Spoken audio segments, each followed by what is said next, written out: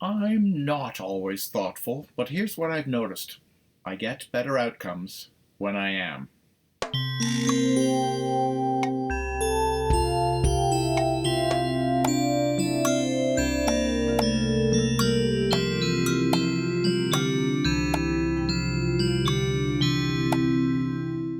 On this planet, the ability to be thoughtful, at the present time, is exclusive to human beings. This is my dog, Ollie, sadly gone earlier this year. My neighbor Danny painted this, and I'm very grateful. Could Ollie think?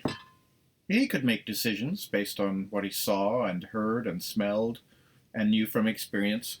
Run or stay, growl or wag, how to find his way, what want or need to satisfy and how to do so. But he couldn't be thoughtful. He couldn't assess the pros and cons of dog ownership, but I can do that. You can do that. Is it a lifestyle fit? Do I have the time and resources? Would it be good for the dog to be mine? In general, how should humans relate to other species with whom we share the planet? Now we're being thoughtful. Will I regret mandatory walks in the cold, dark winter rain? Most of us will start the dog-wanting journey purely emotionally. Puppies are cute, or I need some unconditional love in my life. Who doesn't? That's a good start. But it's not our best finish. Engaging some thoughtfulness leads to better decisions, better outcomes, happier puppies. So what to do to be more thoughtful more of the time? I want to share 3 connected practices that I'm trying to use. Often I fail, sometimes I succeed. The first is a willingness, a willfulness to slow down. Why? Because thoughtfulness wants time to gather evidence and listen to inputs. Because thoughtfulness needs room to elbow its way alongside our emotional responses and to push aside our preconceived notions. Because thoughtfulness benefits from space not only for deliberate problem-solving, conscious thinking, but also for thought contributions that bubble up from the uncontrolled subconscious brain. Because thoughtfulness needs time away from the stress of social conformity and confirmation. Because a rushed absence of thoughtfulness going in is typically hard to correct once careening down the road. But slow is hard to pull off. We all live by the clock. We're taught that speed is a value in and of itself, and the value of speed attaches to everything from grade school math quizzes to cooking show bake-offs. Take your time, and your baking will be more delicious 9 times out of 10. Thinking fast has a whole language to promote itself. Go with your gut.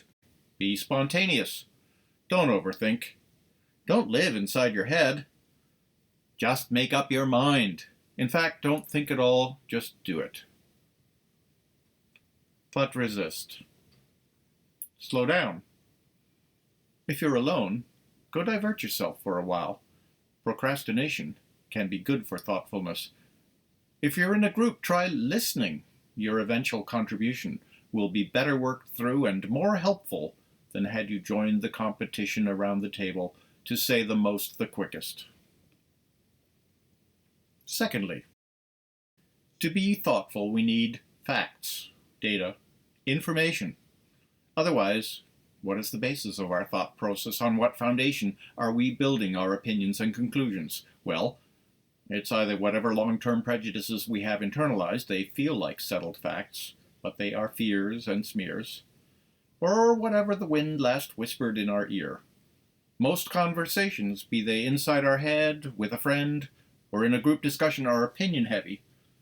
But how many of these are based on credible information, the facts? Some for sure, but there's also much room for improvement, for better outcomes. In the world of science, an opinion without facts or evidence to support it is rightly called a hypothesis. It's not the conclusion, it's the question to be tested. It's the starting point, not the end point. It doesn't become a conclusion until the facts are assembled, either validating it, altering it, or negating the hypothesis. I think we all want to be a bit more scientific in life. We all want to appear fact-based. The fact is, we will say, but then, perhaps, no facts follow, or lazy facts or curated, censored facts that support a preconceived opinion or outright fabrications. To the extent that I haven't properly researched what I'm talking about here, I am no expert in this field. I am guilty of these poor practices right now. So be on your guard as you listen. Take time, assemble data, and think for yourself. The third strategy is simply to free your brain to do what comes naturally.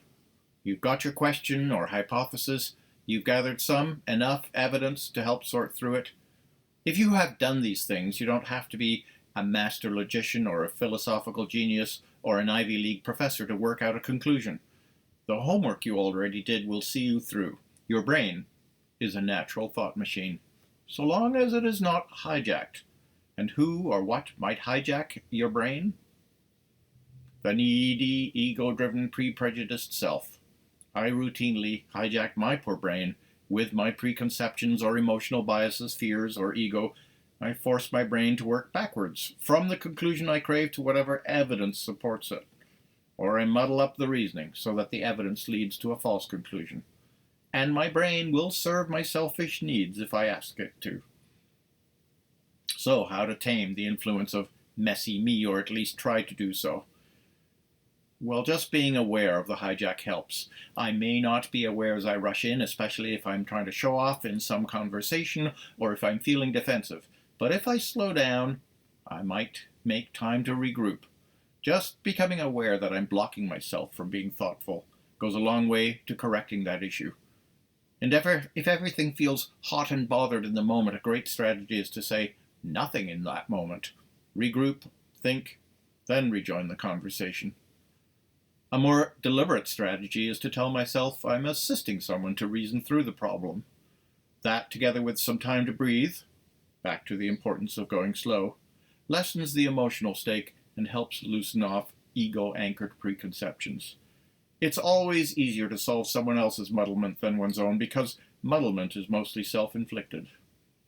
Or I try to imagine debating the question, even if it's a debate inside my head, to help enlarge and enrich perspective. And there's a secondary benefit to the debate approach. Evidence is often inconclusive, good enough but far from perfect, perhaps contradictory. The evidence may support more than one conclusion or possible course of action. Debating, deliberately exploring different sides and weighing evidence sets, can help us identify, value, and incorporate competing conclusions. It can open us to welcoming new evidence that perhaps leads to changing our mind. Better outcomes. So 3 things to do. Proceed slowly, gather facts, free the brain so it can reason without being hijacked by neediness. It won't always work, but the idea is to be a little bit more thoughtful. That's all. But don't take it from me. I may have it wrong.